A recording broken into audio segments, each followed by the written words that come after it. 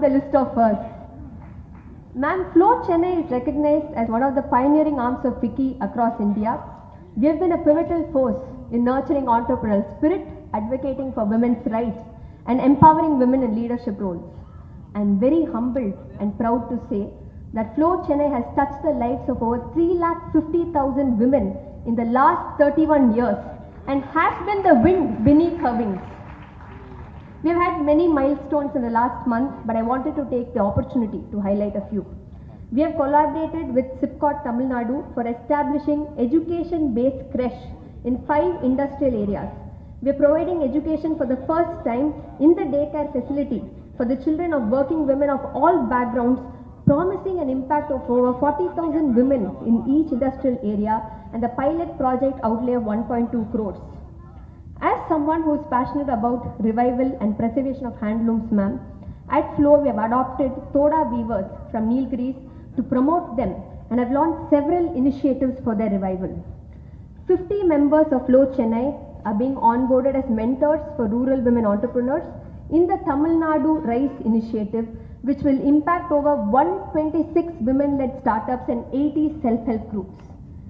We regularly organize programs with leaders in the industry where we try and learn and emulate the best practices for our members to learn and grow.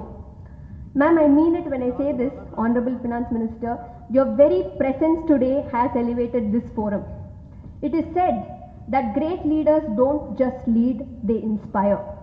Through bold reforms, decisive actions, ma'am, you have not only redefined the nation's economic landscape, but also empowered every citizen, especially women, to dream bigger, to aim higher.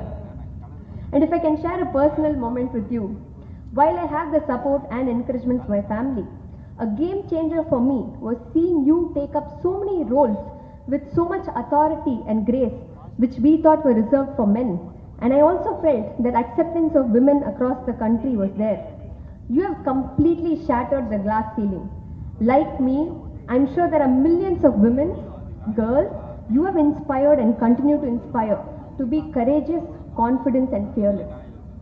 I'm actually reminded of an incident when I say that. Now, a book publisher wanted to have a market survey with the people on how books impacted their life. So he met a very successful woman and he said, Madam, you are very successful.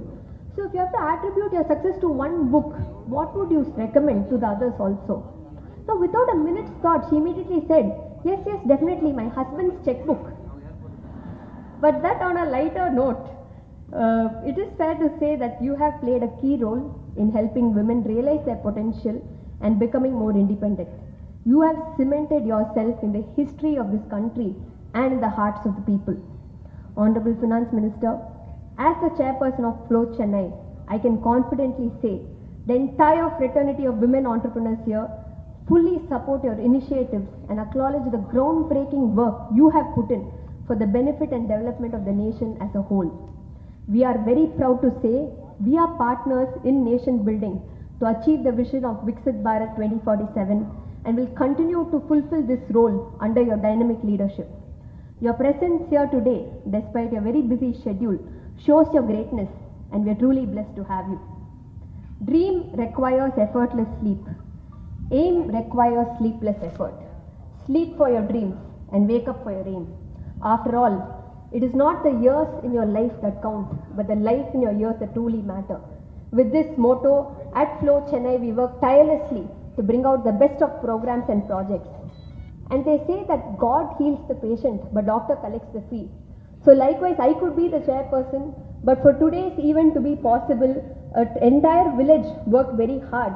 And I'd like to extend a special thanks to Sri Bhaskar, MD of Province, Sri K.T. Raghavan Sir, Senior Leader TN BJP, Sri H. Raja, Convener TN BJP. I'd also like to thank Day Chair Pooja Chabria, Secretariat Radhika Agarwal, Sandhya Rajan, entire Executive Committee, strong team of 30 volunteers, 100 working committee members, and to the 900 plus members of Flow Chennai.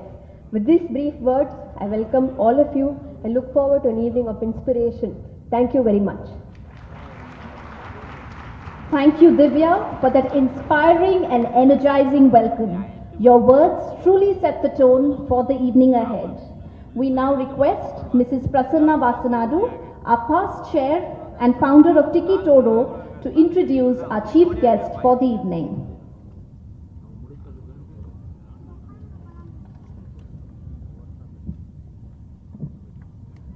Ladies and gentlemen, esteemed guests and members of Wiki Flow. Today we have the distinct honor of welcoming a visionary leader, a trailblazer in public service, and a powerful advocate for economic reform and development. It is my privilege to introduce our esteemed guest and keynote speaker, Srimati Nirmala Sitharam, Honorable Union Minister of Finance and Minister of Corporate Affairs. Srimati Nirmala Sitharam has been at the forefront of shaping India's economic landscape in recent years. As the first full-time female finance minister of India, she has broken barriers and set new benchmarks in leadership. With a background that spans both public policy and private enterprise, she brings a unique perspective to her role, a blend of rigorous academic training, international experience, and a deep understanding of India's socio-economic fabric. Her journey is a testament to perseverance and commitment. Born in Madurai and educated in Trichy, Srimati Nirmala Sitharam's early academic endeavors led her to the prestigious Jawaharlal Nehru University, where she specialized in economics. Her career began in the private sector, but it was her calling to the public service that has truly defined her remarkable trajectory. From her role as a spokesperson for the Bharatiya Janata Party to serving as the Minister of State for Finance and Corporate Affairs and later as the Defence Minister, she has navigated complex challenges with grace, clarity and resolve. As Finance Minister, Srimati Nirmala Sitharaman has been instrumental in steering the Indian economy through turbulent times. Her decisive actions during the global pandemic, her focus on sustainable development, digital innovation, and fostering an inclusive economic environment reflect her forward-thinking approach. Under her stewardship, several bold reforms have been implemented to promote financial inclusion, support entrepreneurship, and ensure India's resilient growth trajectory. Beyond her professional accomplishments, Srimati Nirmala Sitharam is a strong advocate for women's empowerment. She has consistently highlighted the need for greater representation of women in all spheres of life, including in business, governance, and community leadership. Her presence here today not only underscores her commitment to fostering dialogue and collaboration, but also her belief in transformative power of women-led initiatives. We are privileged to have her share her insights and perspectives with us today. Ladies and gentlemen, please join me in welcoming our Honorable Union Minister of Finance and Minister of Corporate Affairs, Srimati Nirmala Sitharaman. Divya Abhishek to felicitate our Honorable Finance Minister, Srimati Nirmala Sitharaman, with a traditional Toda shawl known for their distinctive black and red embroidery. Toda Threads, Women of the Nilgiris, is an initiative by Wiki Flow Chennai. It is an initiative by Wiki Flow Chennai, Handloom and Textile Vertical, which aims to promote and revive the extraordinary artistry of the Toda women from the Nilgiri Hills. We now request our Honorable Finance Minister to please address the gathering.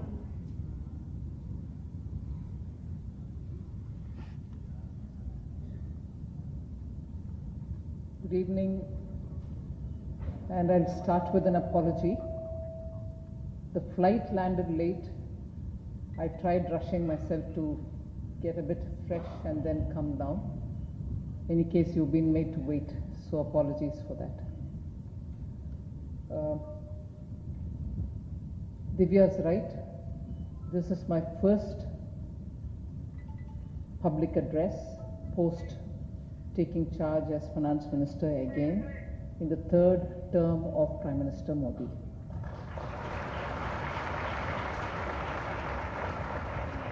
I also checked up with Divya to know if the audience is of Tamil and non-Tamil speakers or only Tamil speakers. She told me, no, it's mixed audience. But there can be temptations for me to get back to talking a few things in Tamil. Pardon me, I'll try to translate it. Come to Tamil Nadu and not utter a word in Tamil will not be done. So, actually, we are standing here, I mean, not just me, the government, after having been elected for the third term consecutively. I want to underline the fact that it is absolutely critical from the point of view of stability and continuity. Now, policies which are made with a lot of consultation, policies which come out of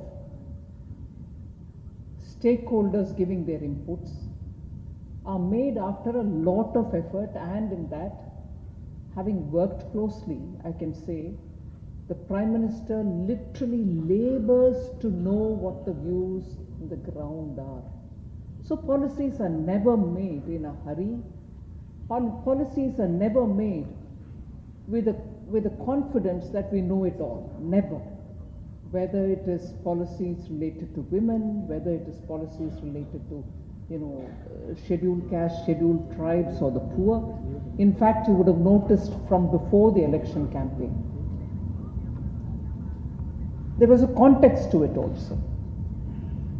That today, if in India, you're looking at wanting to reach a good stage of being developed as a country by 2047, it's all right for us to say, oh, that's a political, sloganeering, Vikasit Bharat. No, don't all of us want to see this country better off? Don't all of us want to see this country much, much better than what we've seen during our childhoods? So, it is an aspiration for all Indians to want to see India developed, by a certain milestone, and keeping 2047, that is 100 years after we obtained independence from imperial rule. It's not too ambitious to say by that time let us work to have an India which is built with our sweat and toil and reach such a level that all of us can be proud that during our lifetime we built an India which the next generation will feel proud to be part of. And therefore, Vikasit Bharat is not a political sloganeering, it is aspirational benchmark for all of us Indians, and in that, particularly women, we have a very big role to play. Now, when I say this, it is not washing my hands off saying, government says all women will have to contribute to this. During this, Divya tells me 30 minutes, but I'll try to finish it earlier so that you can have an interaction as well. The topic that you've given yourself, women rising, has been completely enabled by Prime Minister Modi during his 10 years term, and that is why during the G20 conference, where you had participation of the top 20 countries, if there were 2 or 3 aspects on which India was praised, India was further asked questions about, can you tell us how this is working or how you achieved it? There are 3 big things on which G20 invoked interest in India. One was the way in which we scaled up digital public infrastructure. Public spending money, infrastructure for digitization of the country being completely invested by the government, but it wasn't kept as if only government can use it, it was left open for anyone to use it. So medical services, banking services and education to start with benefited. Now it is spawning so many different activities that people in advanced countries themselves are not able to believe, because the impression about India is particularly women, particularly rural areas, they wouldn't be in a position to adapt to digitalization and therefore you won't be successful. We disproved it well before COVID. But during COVID, using that kind of a digital technology to be able to tell which citizen got which vaccine, was he once vaccinated or twice vaccinated, was like a digital passport given to a person, so that his movement becomes a lot more methodical, not a scrap of paper which can be suspect sometimes. So your digitalization was one of the things on which there was a great deal of appreciation. The second thing was the way in which Indian economy was moving, and despite COVID, that is, the recovery was all across the board. MSMEs were doing very well. Economy, whether it is agriculture, which is labor intensive, and labor underemployed in agriculture, despite that, agriculture was doing very well. So there was this great sense of, oh, something is happening in India. But the third one, which I'm purposely putting as third, was the topmost element on which there was a lot of curiosity, and that is women-led development. As different from women-centric development or women-prioritized development, it was women-led. And therefore, because the topic being women rising, I want to say 9 different aspects I put before you.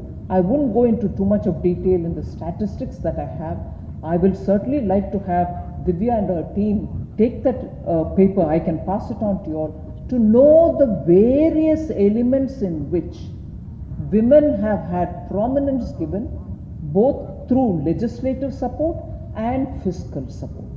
And this is not exclusive to only urban women, it is rural women, urban women, educated women, half or partly educated women, skilled women, not skilled women. Everybody has had a role, and for which continuous methodical approach to give them that push has happened. It's not a fluke, it's not by stroke of luck. It is that effort which happened since 2014 in every aspect. So I clubbed my thoughts into 9 different silos. I'll put it before you because you're women who are going to have very strong influence in building India towards a 2047, where we, our neighbors, our children, our grandchildren, all of them can see a better India, and that is where you're going to be influencers, catalysts, and doers yourselves. So I look at 9 different aspects, and continuously we have this thing about demographic dividend. Everybody talks about it. Oh, India should maximize its demographic dividend. You have young people who are in productive age who can do so well. I want to say, women's dividend that we have, in the sense, half of our population gives us a gender dividend, which I think we need to emphasize and make it as a point in policy making. So not just the population dividend, not the demographic larger dividend, in that the gender dividend is something which I like to highlight. But 9 different ways in which how the government has targeted women and allowed them to rise. The first thing is about removing barriers for social development. Broadly, I'm not getting into every aspect of it. I'll flag it, you'll know where I'm trying to go. See, there are various barriers which affect women since the time the child is born. And Tamil Nadu at one point in time had high female infanticide and feticide. And there were all these schemes, you know, the cradle scheme, Tottil, during Srimati Kumari Jayalalitha's time. She made sure that she laid in hospitals or some common centers cradles so that the female feticide can be stopped. So was the case with very many states, inclusive of Haryana, where the gender ratio was very, very adverse to women. So the Beti Bachao, Beti Padhao Karikram, which we started, save the girl and then educate the girl. It was not again a slogan. I'll give you a few points to highlight. So how do you bachao the girl? You need to have healthy, sanitation approved environment in which the child can grow. Not everywhere do you have taps in the houses. Nowadays we do it as a scheme. Not everywhere Swachhata is a big thing. PM took it up. as a big abhiyan, but I'll just highlight how that has helped girl children, women to have better health. 12 crore tap connections were given under the Jal Jeevan Mission. 12 crore. Then 12 crore household toilets were built. Women no longer had to go searching into the fields early morning or late in the evening after darkness sets under the Swachh Bharat mission. 10 crore or more free LPG gas cylinders to start with were given and then subsidized per cylinder under the Ujjwala scheme. So you're not sitting in a smoke-filled kitchen, you're better off. 75% of the houses under PM Awas Yojana are either singly or jointly owned by women. So you're slowly increasing their capacity to own assets and therefore have a voice in the family. Now, health and welfare, look at the work which has been achieved. Nearly 17 crore plus, totally it's about half of the Ayushman Bharat cards belong to women. Half of Ayushman Bharat card belongs to women means the woman can go and treat herself up to 5 lakh rupees a year for any ailment without having to pay cash, without having to prove her identity through paper. It is paperless, it's cashless. So 17 crore plus women are beneficiaries of Ayushman Bharat. You also know that these the medical stores which have been started, where branded medicines are not sold, generic medicines are sold. And these have become centers where you can get affordable medicines.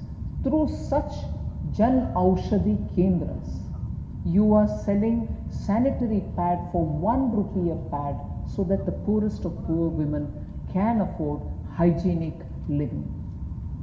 3 crore pregnant women get PM Matru Vandana Yojana's financial assistance before the delivery of the child and after the delivery of the child.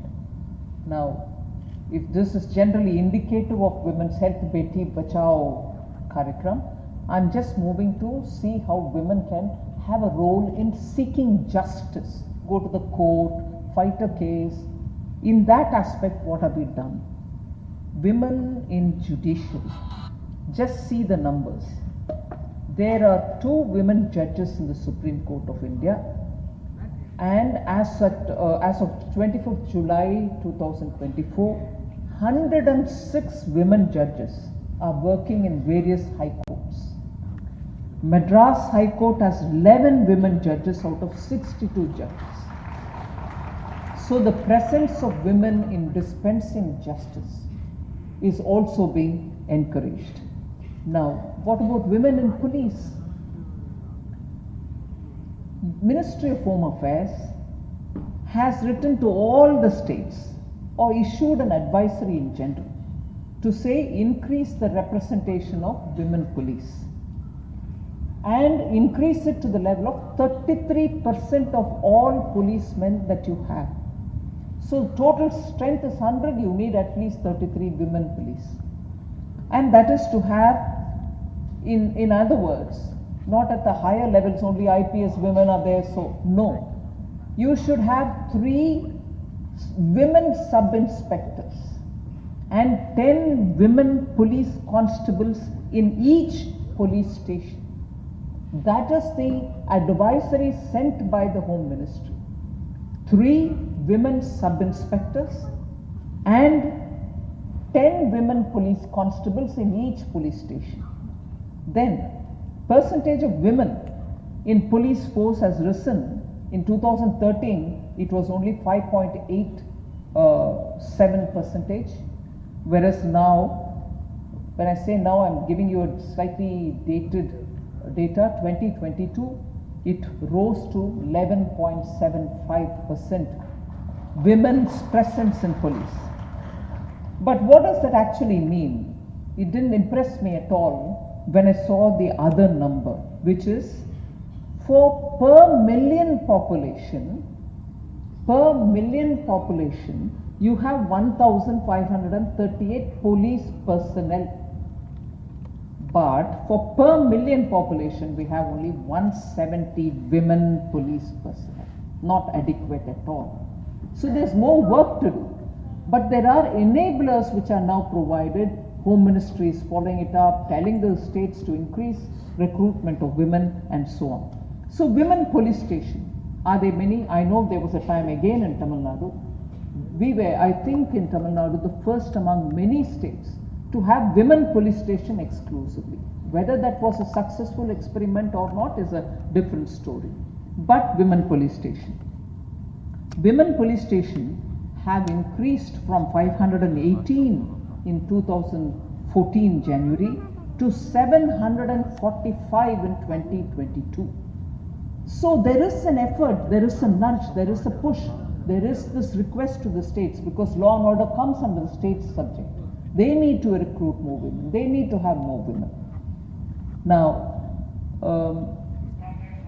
I think in Tamil Nadu, I said 518 in 2014, 745 in 2022. Here in Tamil Nadu, you have 202 women police stations. So there are states which are pushing on this.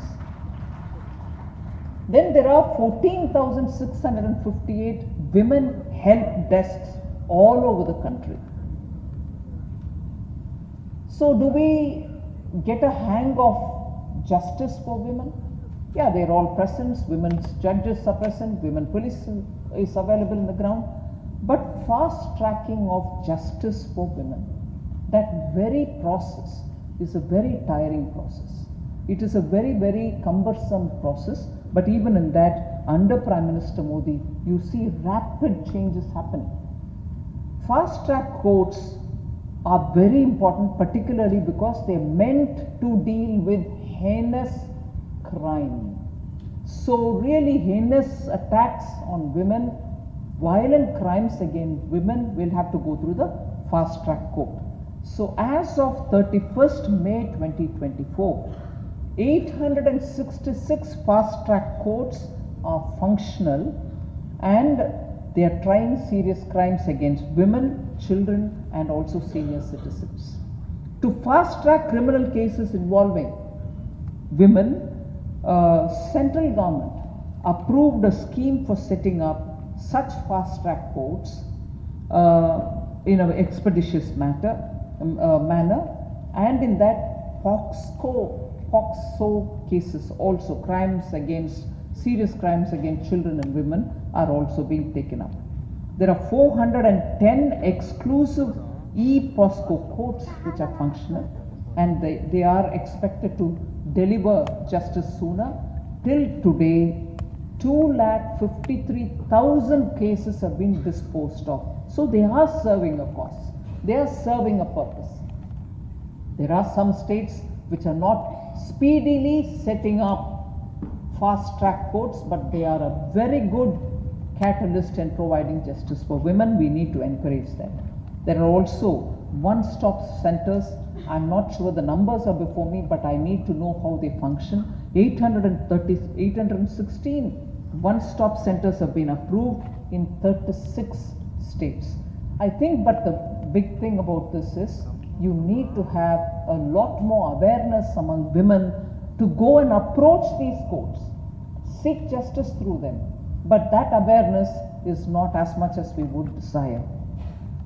So as a result, broadly, you have the gender ratio or the sex ratio at birth improved. Today, it is 930 per 1,000 male, still not at par, but it was 918 in 2014. Maternal mortality rate has reduced from 130 lakh live births, which was in 2014-15, to 97 lakh births in 2018-20. It has come down fairly significantly. And of course, the girls' education data which comes from school also is very healthy. The other important silo which I want to refer to you is about the financial independence of women. On that, through Jan Dhan Yojana, which Honorable Prime Minister launched in 2014, only a couple of days ago we celebrated the 10 years of a major scheme. Again, I'll go back to remembering G20. People were impressed that a scheme like this could make women and individuals who had no financial inclusion significantly till then have all been covered. Now 53 crore accounts have come under Jan Dhan Yojana. 53 crores. Now under Jan Dhan, I said 53 crore accounts in 10 years. In that, 55% are of women's accounts. So financial inclusion for women. And also single women's name accounts, Jan Dhan and in general. 53% it was in 2015-16. By 21, it had reached 79%, where women are owning their own accounts and deciding on their financial whatever deposits that they have. So that's made a big difference again. One thing which very surprisingly, I didn't think there will be a time in India to talk about investments made by women. You would think, all right, money to spend with women, it's all right. Women to do some business, the parent or husband or somebody gives them the money. But today the investments are happening by women independently, and that data is important for us to remember and share. You have these Association of Mutual Fund India, AMFI. They've given data on the share of women in India's mutual funds under the asset under management has shot up from 15.2% in 2017 to 21% in 23. So the pace of growing particularly is happening through small towns. It's not Chennai women, it's more Tirupur women, it's more like some small town anywhere. I don't want to take a name of a small town and people say, no, we are not small town. Anyway, tier 3, tier 2. So in that, that is beyond the top 30 cities. Safer way to say, in India, the top 30 cities, if you push them aside, these women have come from further below 31, 32 and 50 and so on. So women from far-flung areas are now showing interest in putting their money not just for saving but for investment purposes. Axis Mutual Fund also did a study, July 24. What did they say? Increasing number of women are assuming control of their financial futures, as in their study, 72% of women investors are now making their own independent decisions about their own investments, which is a brilliant number. 72% of women making their own decisions. So the proportion of women investors using fintech channel, even better. They're not just putting their money for investment, they're going through the fintech routes. So technology savvy, investment savvy, money management savvy, and not the urban metropolitan women from everywhere. Amazing changes are happening in India. In that Axis study says, women investors using fintech channels has skyrocketed, that is Axis's own words, from 14% to 55% in just 5 years. Women are just rapidly moving in that area. Okay, now investment is all right. I'm moving to the next silo so that I don't take much of your time. Entrepreneurship. All of you are here, about you. Women-owned businesses in India make up around 17 to 20% of the country's total enterprises. So 1/5 of all the enterprises in this country are run by women. So that is accounting for about 15.7 million enterprises, all purely women run. Targeted support are being given. Now, Entrepreneurship among women can be from small to medium to big. Government supports the small, for which I want to take the example of PM Mudra scheme. Look at the number of women. Targeted credit support women entrepreneurs account for 68% of Mudra, 78% of Stand Up, and 44% of PM Swanidhi. So these are, why am I listing only these? These are collateral free. Government gives the sovereign guarantee, you just go pick the money up and do your business. In that, 68% of all Mudra monies are going to women, 78% of Stand Up is going to women, and 44% of Swanidhi is going to women. 10% of all SIDBI's loans, which is from the fund of funds, which is started for supporting startups, 10% of it is going to women. So, what does the government do at this stage, other than giving the loans? It also says public procurement, which is government's own procurement, will also have to do a certain portion only from women-produced organizations. So, women entrepreneurs, producers will have to be compulsorily bought. 3% was reserved for it. Government makes rules, makes legislations, brings about a lot of changes, but to execute it, and I will speak for the government for a minute, execute is becoming difficult. We want to procure 3% from women. We've reached only 1.5 or 1.26%. Not that we don't want to, but we want more women to get on board. Come to the GERM portal, come to the various portals which the departments have opened. Showcase your product. We'll be able to procure more. 3% is reserved for you. But we don't have that quick response yet from women who can have their products also put up for public procurement, government to procure from you. All right. MSME ministry has policy to support clusters, business clusters. They are largely for small and medium industries. They are not just male dominated. There are 311 industrial training institutes purely for women, exclusively for women. And here standing and talking to you all in Chennai, there's one in Gindi, which is ITI only for women. There is one in Ambattur, ITI only for women. So 300 and plus all over the country, training women to be entrepreneurs. So the policy gives support, money, equipments, and trainers are brought in who can train them.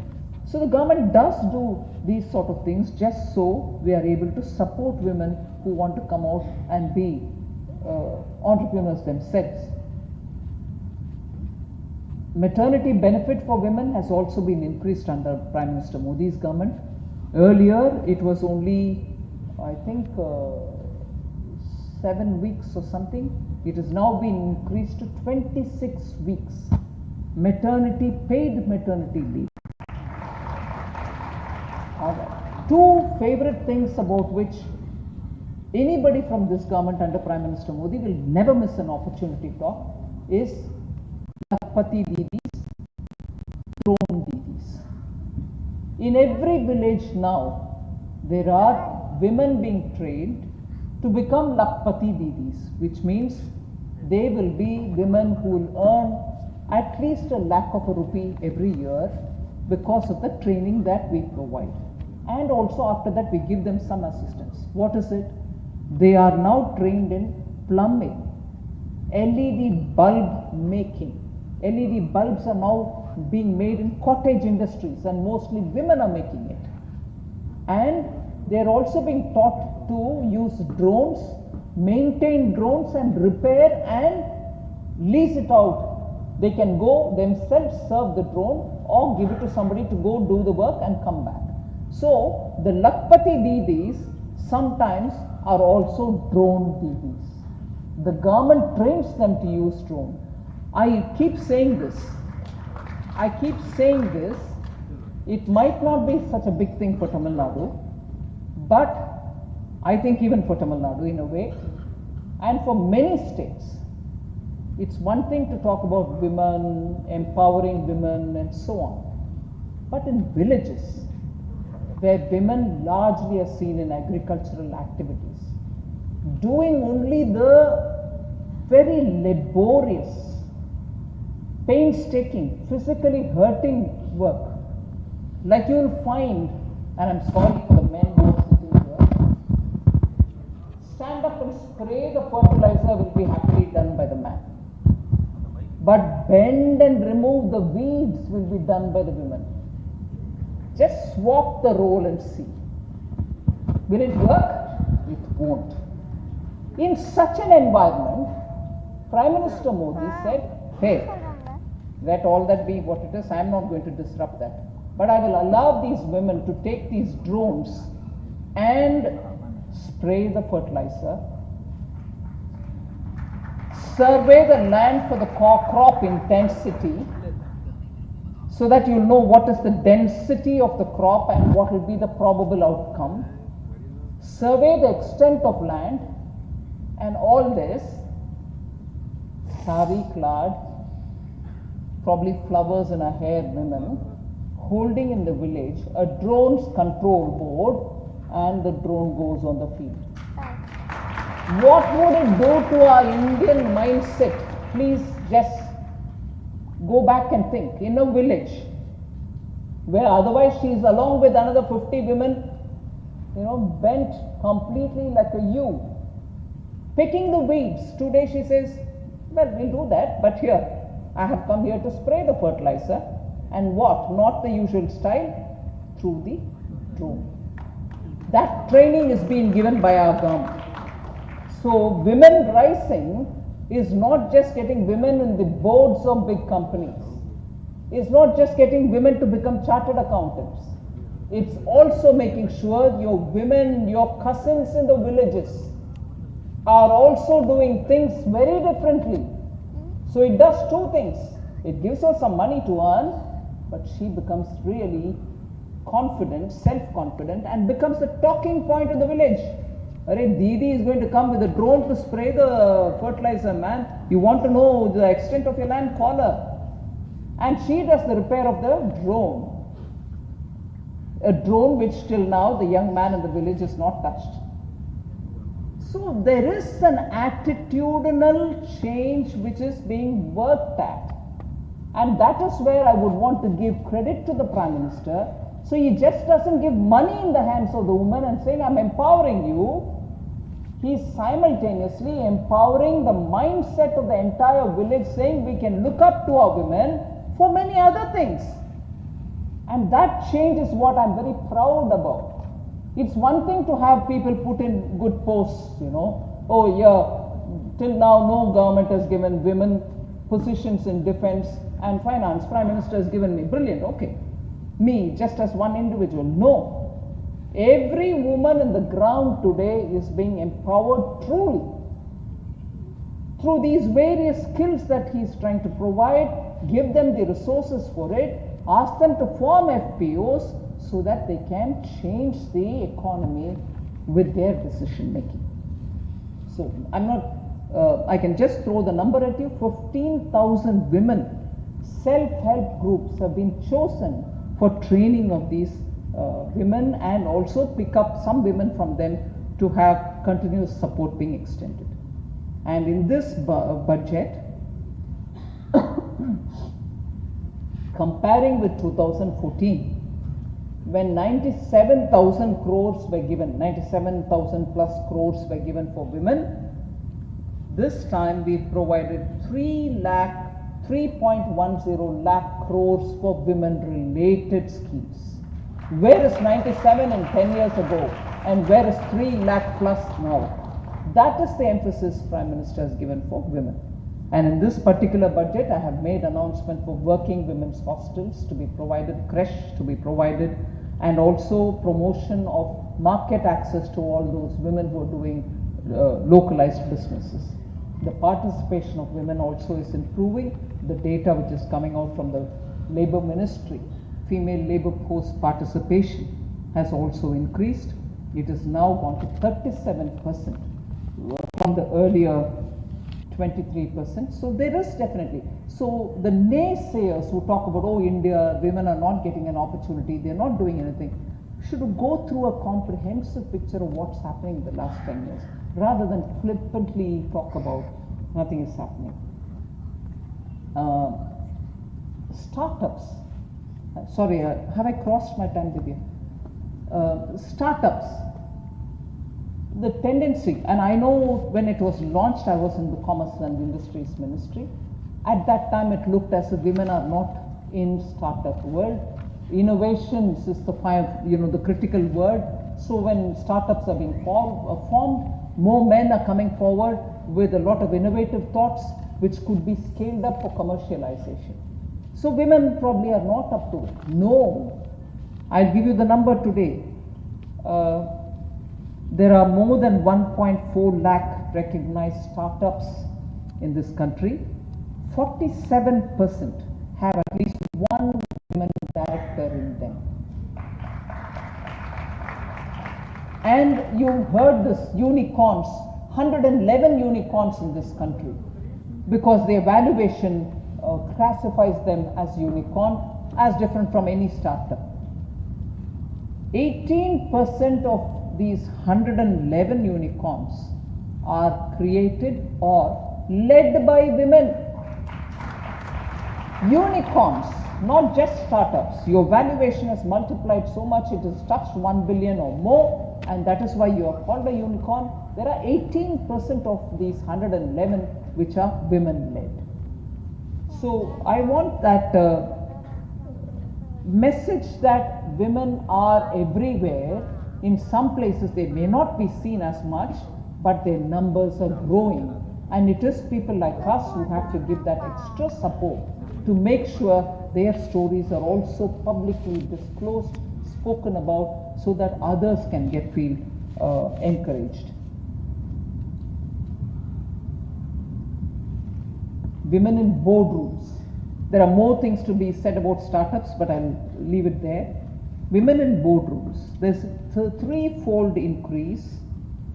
All India, there are 8.83 lakh women who are directors associated with active companies as of August 2024.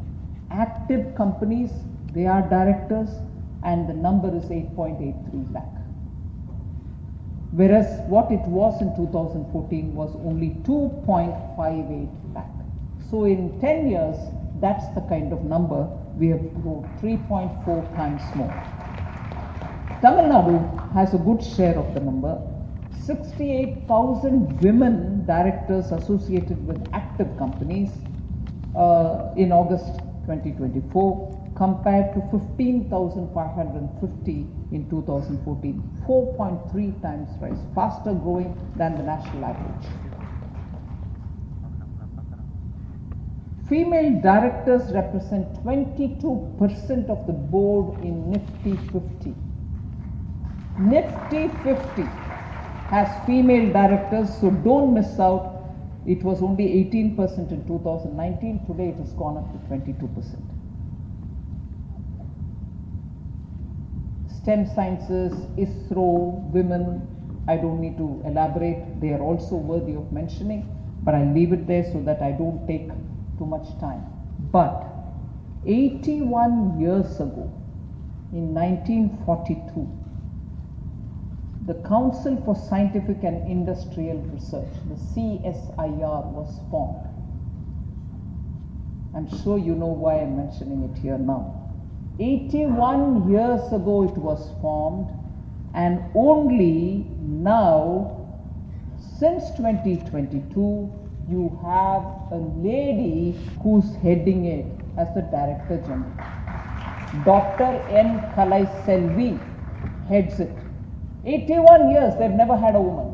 This time, from 2022, you have a lady heading it. Lastly, you specifically mentioned power politics. The women reservation bill has been passed. That's the first thing which was done in the new parliament. I was so happy. Any random bill is okay. But to signify that in this country we have kept that as a priority, I was extremely impressed that that was picked up as the bill to be passed in the new parliament. As it is, credit be given also for the Panchayat reservation which happened in 1974, as a result of which then 33% was reserved for women to be represented at the Panchayat level, elected members of the Panchayat, the Sarpanch and so on. Normally there is no party symbol, but women are elected. 33% reservation. But today they are 46% of all those who are elected, meaning 33 is the reserved position. People have realized now that's a wonderful route. They are even contesting from unreserved seats and winning. As a result, 33% is by natural course gone up to 46. That's the principle. So once you give reservation, it is not to just handhold them forever. You open that door, women can find their own way, and today 33 is not stagnating, it's going closer to 50%, which is what is the population of women now. So with this, I would finally come to the last point, national security and defense related. Again, an area I'm very proud to say, when I was in defense ministry and Prime Minister Modi was very clear that I want women to get into defense forces as much as men. There is no way in which you can give excuses, see what you want to do.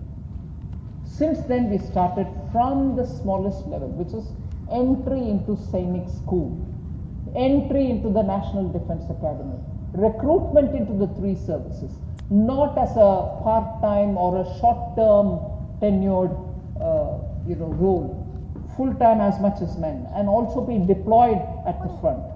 Today I'm happy to say Indian Navy inclusive, which was the last of them to come in, they had their reason, I can sympathize with it. Entry of women in all branches, all cadres, all specialization is inclusive of naval activities except for submarine. Navy and all of the forces have now commenced recruitment of women in full force, all of them. Women Agniveers are also being recruited, and they're also being given a complete role as much as other Agniveers. Recruitment of officers in the Indian Air Force now is gender neutral. They don't see whether it's a man or woman, they just recruit if the person is fit and proper for their roles. And in the INA, that is Indian National Academy, women cadets are now eligible to join through 10+2 BTech courses. Immediately after 10+2, like the way you go into engineering, in the Indian Naval Academy, women can enter post 10+2. And in all the 33 Sainik schools, earlier it started with only some schools, now in all Sainik schools, girls can be recruited. So broadly, I've indicated what our government has done in the last 10 years to help more women to come into every angle, every aspect. Every push that is required for women is being given. But what I would think is, in a newer area in which some policy announcements have been made, I would invite Vicky Flo to play a big role, and that is in artificial intelligence, where there is requirement for training women. Vicky Flo should come forward, work with institutions to train young women to be initiated into AI. I'm not saying give them all the support to become a master of AI, initiate them into it. Today, the speed with which industry is moving towards utilizing AI, you will have workforce which is required for it, and women cannot be missing it out only because they have not been trained in it. Vicky Flo should work with companies which are moving towards AI and institutions like the IIT, which are now becoming centers of excellence for AI, to bring in new young girls to get trained in AI. And in that, I would even go one stretch further. The Northeast and the young people there are learning to do things and they perform so well. Why would it be difficult for Ficky Flow to pick and choose 10 people from your that side flow? I'm sure you have a chapter there. Pick up those girls, bring them here, keep them here, give them that exposure and let them find their own path. After all, if India is to develop, every part of India will have to develop, and unless we all chip in our bit, it's not going to happen.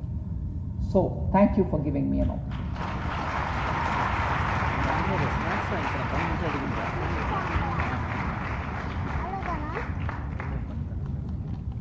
Thank you so much, ma'am, for those insightful words that have undoubtedly inspired us all. Ladies and gentlemen, let's give her a huge round of applause once again that echoes beyond these walls. And now, it's time for a moderated session that promises to be as engaging as it is enlightening. I'd now like to introduce our moderator, Mrs. Sudha Shivakumar. Mrs. Sudha Shivakumar is a distinguished lawyer and investment banker with over 32 years of experience and is the immediate past president of the Ficky Ladies Organization, FLO, having previously served as its 40th national president. Her impressive career includes leading major organizations, managing international portfolios, and spearheading non-profit ventures. She is a gold medalist with a degree in English from the University of Madras, holds a Masters of Applied Finance, and has specialized in corporate and bankruptcy laws. As the national president of Ficky Flow, she focused on empowering women and driving social change through initiatives such as collaborations with Niti Aayog and Google and advocating for the care economy. I'd now like to invite Mrs. Sudha Shivakumar to the stage to begin this engaging discussion.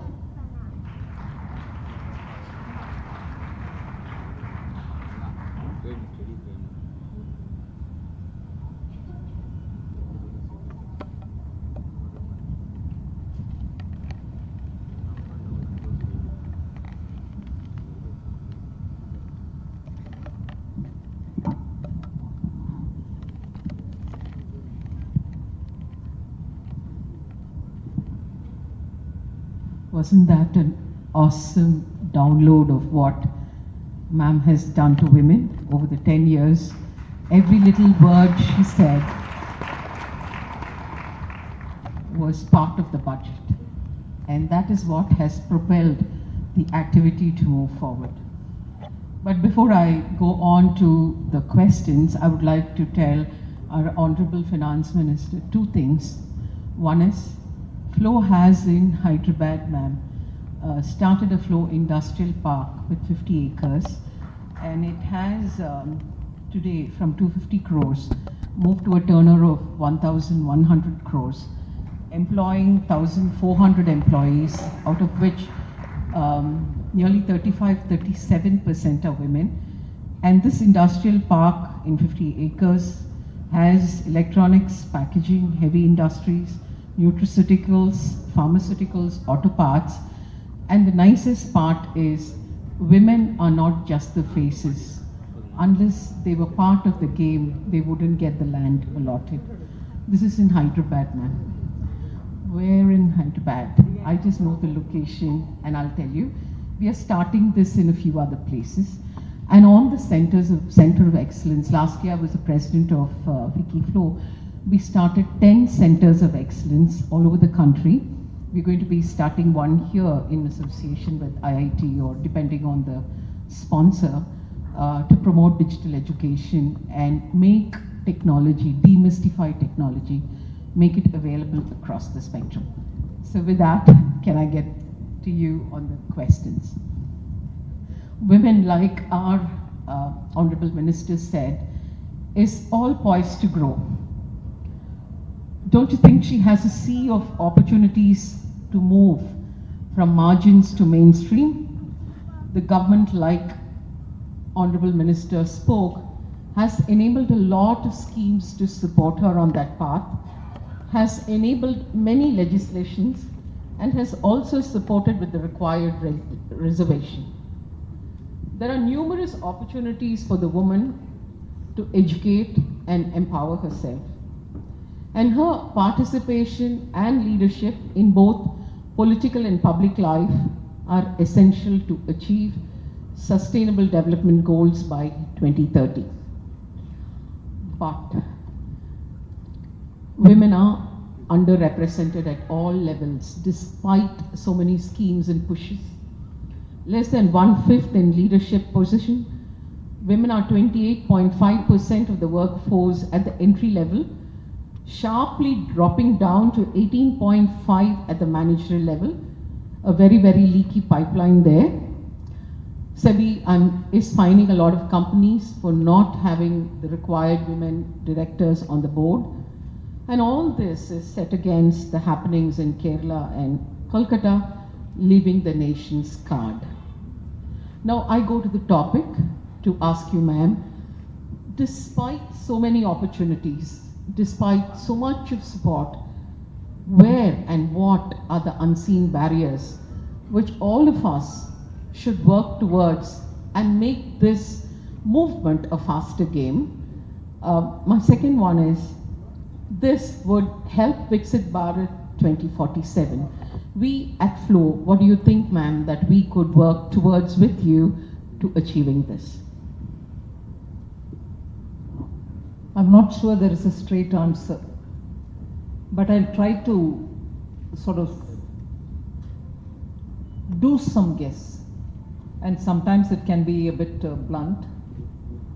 See, not just because I've recited the different types of measures which central government has taken, many states are taking their own measures, but eventually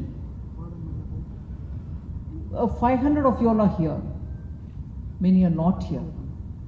Similarly, I think it is women who will have to come out to do things, and in that I don't fault women, because we are still in that cusp where balancing the family and also contributing on your own with the skills and the knowledge and the learning that you have acquired, that you can do, is still a matter of every individual balancing for themselves.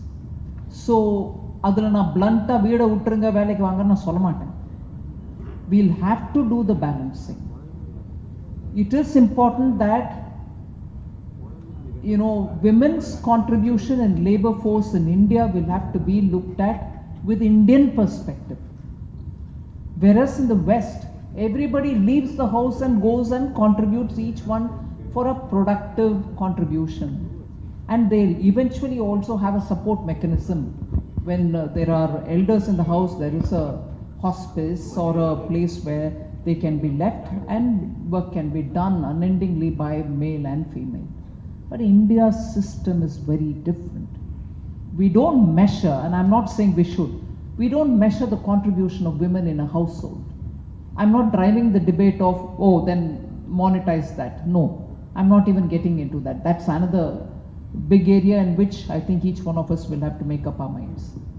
So, where you're able to balance, where you have the support systems, where you know how to get out of it, it is important to come out and do. And that's where the decision is singular on you. Nobody is going to help you make the decision. The government steps can give you the confidence. All right, there's some mechanism. If there is something wrongdoing happening to me, I can seek justice. There is representation. My products will be bought. My children can go to Sainik schools. My, if I want to send somebody abroad, there is way in which subsidized loans are being given. Things like that. But it is for us to make up our mind. Absolutely, ma'am. So that leads me to ask you the next question, which would then mean that dynamic and the evolving landscape of women leaders and entrepreneurs, I'm talking of both of them, leveraging of emotional intelligence moves crucial. Now that seems to be a driver at home if you really want to move forward. That seems to be a driver at corporate houses, and possibly, I have no visibility into politics, so emotional intelligence possibly plays a role at every aspect. So gone are the days where you're academically brilliant, your IQ is great, gone are the days where you know to handle people, your social intelligence is good. EQ seems to play a very big role And not just, if you say 25% of each, the last 25% seems to rest on marketing these 25%. If a woman really needs to, no, I, like you, I don't believe in crashing any ceiling. The ceiling is within your mind and it's trapped in you. So if a woman has to rise, if a woman has to break these unseen barriers, how do you think she has to emotionally, socially move forward, ma'am, in your experience? There's nothing different for us as different from men. Even men have their emotions. Only I think because they've been in public open spaces for too long, they know what chalta hai is, what gets done, what is acceptable. Kya chalta hai. Whereas women, I think, have not seen their role yet completely about where your EQ will have to be drawn as a fine line and where you have to come out to be a part of a larger team. So it is more exposure which will give you that strength, and it will happen. It's one little one.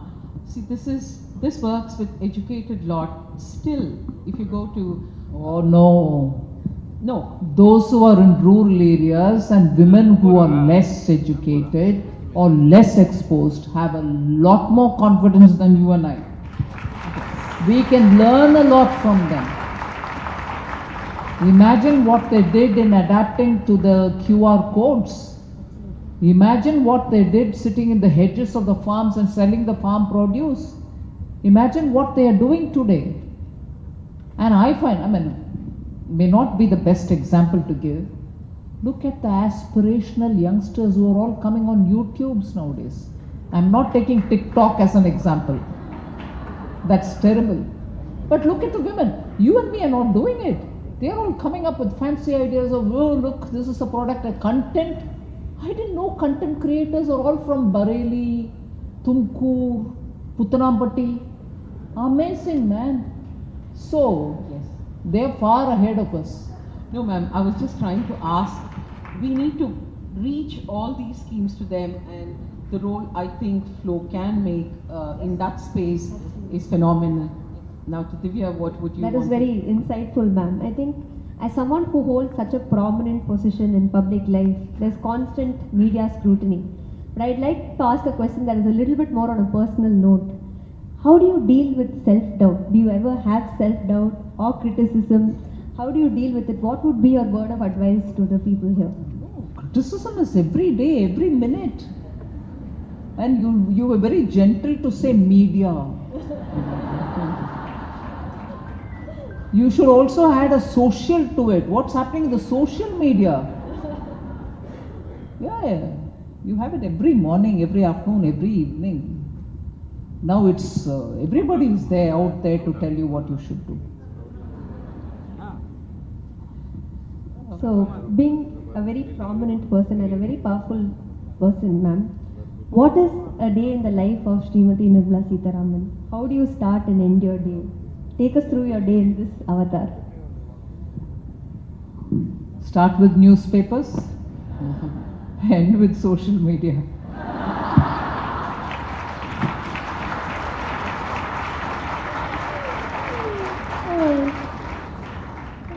Ma'am, we usually have a round which we call rapid fire with our special invitees, and we thought maybe we could pick your brains also with this today if you're okay with it. Can we go ahead with our rapid fire? Sudha, please.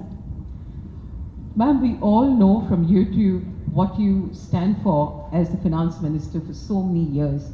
What we would really love to know is the personal Madam Nirmala Sitharaman. So that's the basis of my question. You can push me back anytime if I'm crossing lines.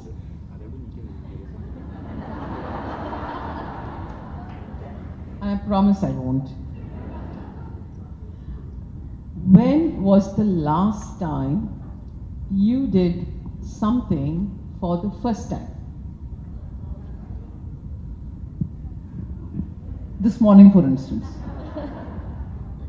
What did you do? Something different? You asked me when was it? I'm so don't ask me what. This morning, actually. We'll take it there.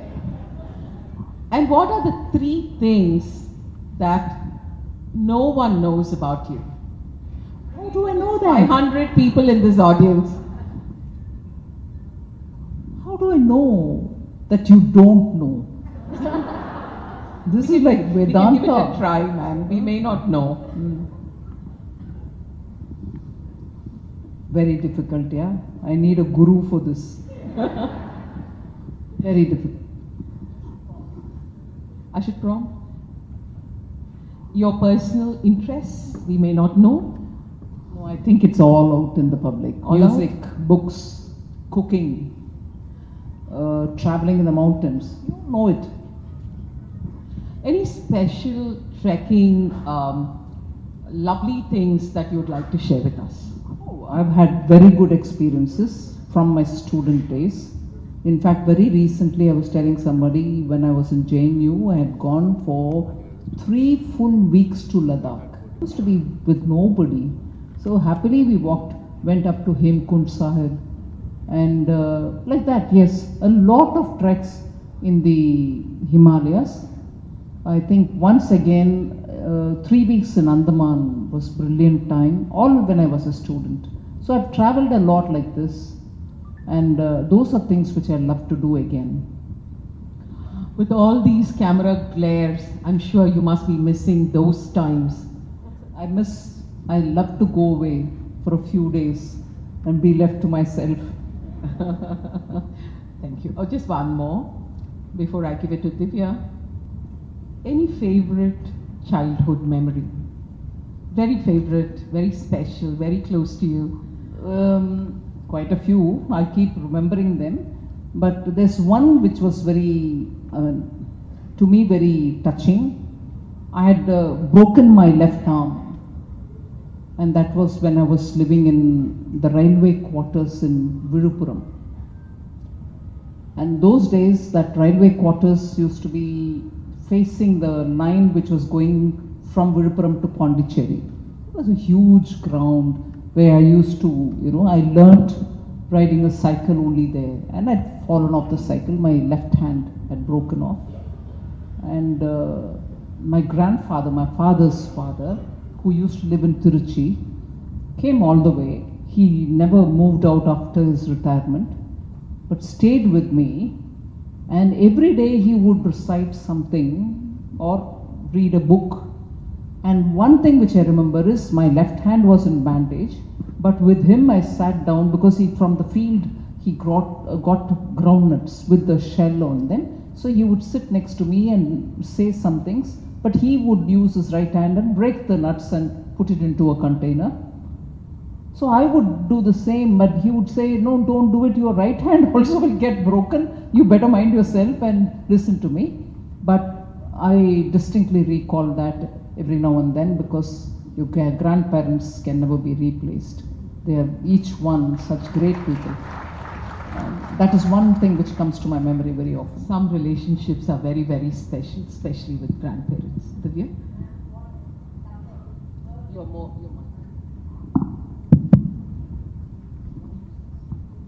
What is tougher, ma'am? Working and delivering a budget or addressing the post-budget media?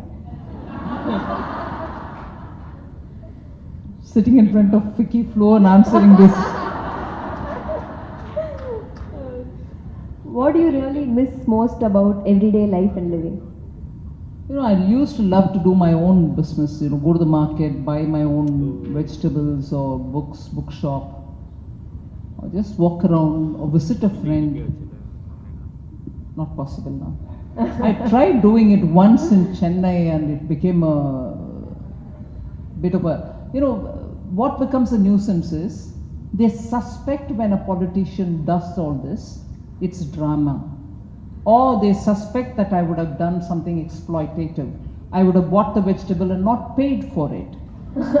No, but honestly, the very next day I saw in a newspaper that particular newspaper's journalist went in search of that dukan and asked that woman, did she pay you? How much did she pay? How did she pay?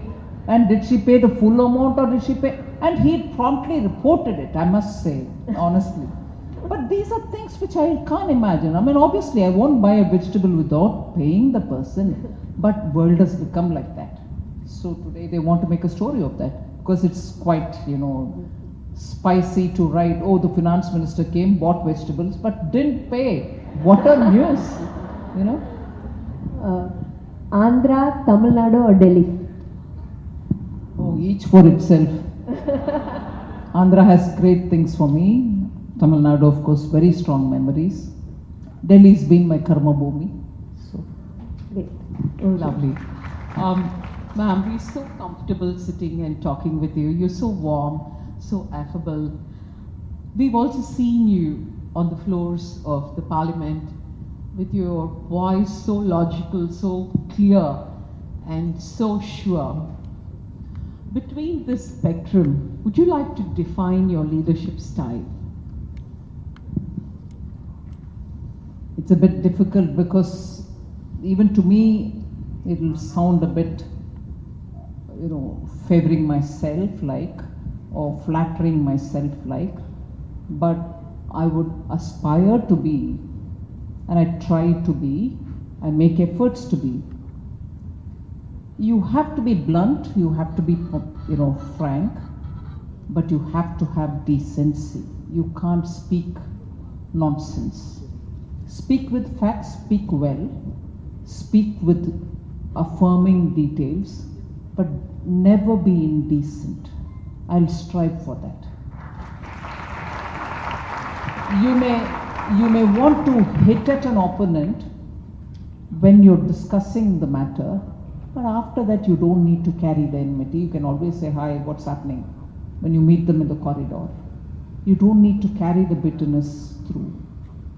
That's a second. And third, I wish parliamentary debates are lots more with contempts. Sometimes it's quick fire and call names and go away. I know the speaker and the chairman of the Rajya Sabha, speaker in Lok Sabha, try pushing towards having a lot more pithy debates. I want those to come back. Because whenever I enter the house, in the new parliament as well, I constantly, at least in the old one, it used to make me feel, oh my God, such people have been in this house. Will I even be worthy of, the time that I spend here? Because absolutely great people have been in that house last 70 years. But today, sometimes it makes me feel, what has it happened? What has it come down to be? I want them to be a lot more, make people feel that the time spent there is worthy. Everyone talks substance, matters which are worthy for people to hear. I love to have that happen. This is such a breath of fresh air. Thanks so much, ma'am. What do you think is the most rewarding part of your job?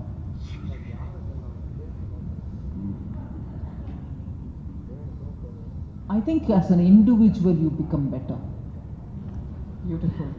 Because the kind of roasting you have, the kind of thrashing you get, and also the kind of, sometimes you can answer, sometimes you can rebut, but you can't. Because I used to quote this once earlier, once or twice. I was in London, and around that time, I'm quoting an example from Pakistan, but it applies to anybody. Benazir Bhutto used to be the head of Oxford University Union, and what kind of speeches she used to give. Issues of the global south, issues of students, issues of the world and everything else. But the moment she came back to Pakistan and got elected, she would fumble for words. She wouldn't answer, or she would, go around in circles. And I was watching this and I used to think, "Arey, what has happened over here?" She used to speak so powerfully. She used to sort of, to the point, hit at people. Why is she not able to answer? But I can tell you, I'm not comparing myself with anybody. When you're in the opposition, you can have all the firepower. You can accuse, you can allege, you can sometimes even do things without fundamental data in your hand. But even with fundamental data and reason and logic in your hand, when you are in the government, you just cannot speak sometimes. And that makes you feel, inside I used to feel very angry. Saying, why the hell can I not say? Why can't I come and explain? But today I realize that silence sometimes has great strength. And as an individual, therefore, I feel it's changed me a lot. Beautiful. Ladies and a few gentlemen here, it takes me to the last question of today. We know her as the woman with numbers like this, statistics like this, a very thorough, strong exterior, a woman who can handle any situation, anything. But beyond all this, can I ask what makes you you? Very difficult question. Was she a journalist before? This kind of question only can come from journalists. What makes me I'm an me? investment banker, ma'am, and Oh, a lawyer. right. I really don't know. My upbringing maybe, which gives this rigidity in certain things, not to compromise on integrity, not to be, or to be above board always, not to be blamed for things which you should have thoughtfully done and avoided. These are very much part of my upbringing, so I can't change. A lot of people have commented saying, you look like a headmistress, you talk like a headmistress. I'm sorry, yes, probably. Far from us this evening, I'm sure all of you will vouch. Yeah, headmistress? Not at all, I Okay. said far from it. Oh, okay. So, these are observations which I've heard from people, that you're too tough, you're too rigid, you're too, stern. Maybe I think as a woman in politics, as a woman living alone in Delhi, far away from my, Maike or Sasural, பிறந்த வீடு புகுந்த வீடெல்லாம் விட்டுட்டு எங்கேயோ போய் டெல்லியில் இருக்கும்போது நம்மளாவது நம்ம தற்காப்புக்கு சிலதெல்லாம் பண்ண வேண்டியிருக்கு. So, very different from what I would love to be, but that's it, that's me. On that note, maybe stand Thank up you very much, ma'am. for A standing ovation for this our fabulous woman who's spent 1 hour with us, opening herself up. We owe every bit to her. There's so much to learn from her. There is so much to match the footsteps she has left. And 3 cheers to this evening. Hip hip! Hip hip! Hip hip! That was indeed an insightful session. To show our appreciation, we now like to present a memento to our esteemed speaker and the moderator. May I request Chairperson to do the honors.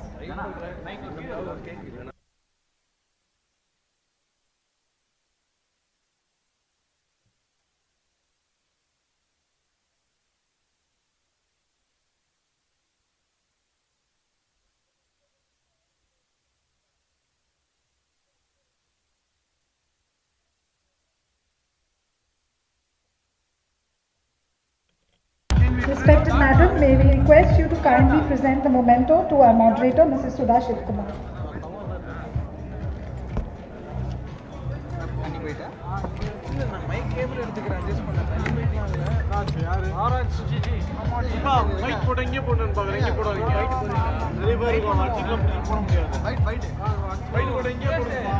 I now invite our senior vice chairperson,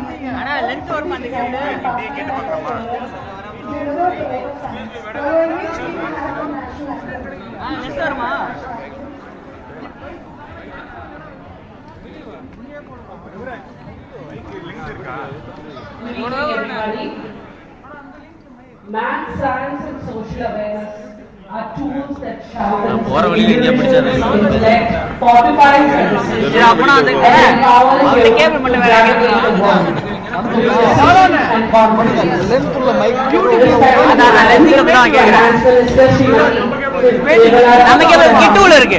In every word of your speech, there is a foundation of precision, confidence, and leadership. Your humility and your exceptional, unwavering vision dedicated to the growth of a nation are truly commendable. It was heartening to hear the statistics of the various schemes that women have been offered by the central government. Ma'am, you have our example led the way. As the Vice Chairperson of FLO, I thank you for this true inspiration to the women of India. Past President of Ficky Ladies Organization, Sudha Shetty and Divya Abhishek, my very own mathematicians, thank you for this moderation.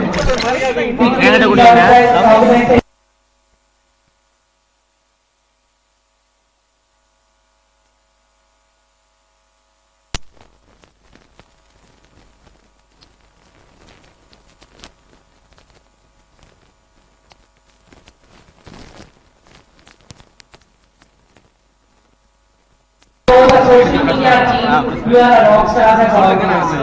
Thanks to Dina Thanthi for preparing the press release. The success of every event is dependent on our sponsors whose wholehearted contribution helps our events. Our platinum sponsor, Satyavama Institute of Science and Technology, GRA Board sponsors Access Healthcare and Silver sponsors Helvetica, bronze sponsors Go Colors, Tripura TFGC, Ashmi Fine Jewelry, RBAC, 361 Red, Tagros Chemicals, ASS Smart Solutions, Tata Mutual Fund, Avia Diamonds, Gifting Partners, Sadev and Shraddha, Event Partners, White Box, Nourishing Wellness, Design Partners, much appreciate your support. Thank you, Leela Affairs, for organizing. Last but not the least, thank you, audience, for being here for great numbers. Hope to see you soon. Please stay back for the national anthem.